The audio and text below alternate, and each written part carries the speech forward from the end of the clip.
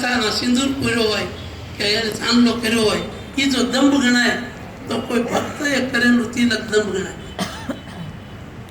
શાસ્ત્ર સંમત વાતો અમુક આપણે ખાસ કરવી પડે ને એ પ્રસાદી માટે હું કામ લોકો દોડે, એમાં સાત્વિકતા હોય. આજે ધરેલો પ્રસાદ છે એ થાળ ગણાય. રોટલો ખાવા નથી, રોટલો આપણો વ્યવહારિક શબ્દ છે. અહીં તો ભગવાનને ધરેલો થાળ જમવાનો છે, એનું સત્વ જુદું હોય. પણ પછી આપણા જે અંદર રહેલા આપણે મન અને બુદ્ધિ કોઈના અમે વાતો કરીએ તો હંસવાતા નથી.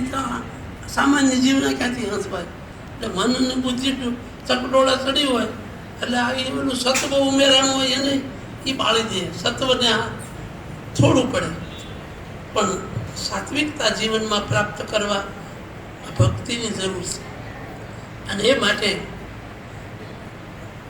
હું હમણાં જ્યોતિર્લિંગોની કથા બહુ તો સમય નહીં લો તમારું, પણ એ જ્યોતિર્લિંગ આ વર્ષે 10મા મહિનામાં એટલે ઓક્ટોબરમાં આસો મહિનામાં ગુરુ છે ને એ દર વર્ષે રાશિ બદલે. એટલે અત્યારે કર્કમાં છે, સિંહ રાશિમાં 12 વર્ષે સિંહ રાશિમાં આવે. અને એને આપણા એકદમ ગામડામાં સહીનું વર્ષ કયો, પણ એ સિંહસ્તક ગુરુ એટલે સિંહસ્તક વર્ષ કહેવાય. સૂર્ય અને ગુરુ બે મિત્રો છે.